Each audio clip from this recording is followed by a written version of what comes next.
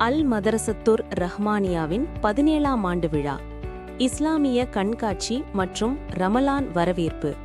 முஸ்லிம் மக்கள் கழகத்தின் நிறுவனத் தலைவர் முனைவர் சு ஜெயினுத்தீன் கலந்து கொண்டார். விழுப்புரம் மாவட்டம் திண்டிவனத்தில் இயங்கி வரும் அல் மதரசத்துர் ரஹ்மானியாவின் 17ஆம் ஆண்டு விழா, அரபு பாடசாலை மக்தப் மற்றும் மாலை தனி பயிற்சியகம் சார்பில் இஸ்லாமிய நினைவு சின்னங்களின் கண்காட்சி மற்றும் ரமலான் வரவேற்பு நிகழ்ச்சி ஞாயிற்றுக்கிழமையன்று சிறப்பாக நடைபெற்றது.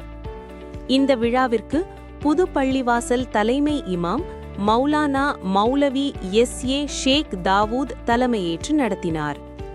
மஸ்ஜிதே ரஹ்மானியா பள்ளிவாசல் இமாம் மௌலானா மௌலவி முகமது ஜாவித் நிகழ்ச்சியை ஒருங்கிணைத்தார். திண்டிவனம் அனைத்து பள்ளிவாசல் முத்துவல்லிகள் மற்றும் நிர்வாகப் பெருமக்கள் முன்னிலை வகித்து கலந்து கொண்டனர். நிகழ்ச்சியின் தொடக்கமாக பன்னூறு அளவிலுள்ள மதினா பள்ளிவாசல் இமாம் மௌலானா மௌலவி ஹபீபுல்லா கிராத் ஓதினர். இஸ்லாமிய நினைவு சின்னங்களின் கண்காட்சியை இனாம் பள்ளிவாசல் இமாம் மௌலானா மௌலவி ஷாகுல் ஹமீது தொடக்கி வைத்தார். வரவேற்புரையை ரஹ்மானியா பள்ளியின் செயலாளர் ஹாஜி காதர் மொய்தீன் நிகழ்த்தினார்.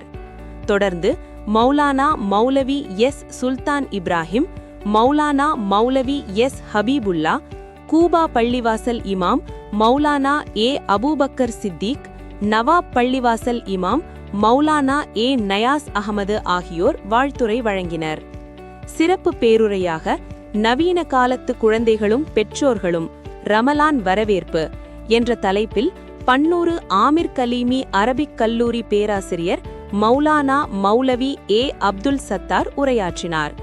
இந்த நிகழ்ச்சியில் முஸ்லிம் மக்கள் கழகத்தின் நிறுவனத் தலைவர் முனைவர் சு ஜெயினுத்தீன் கலந்து கொண்டு சிறப்பித்தார்.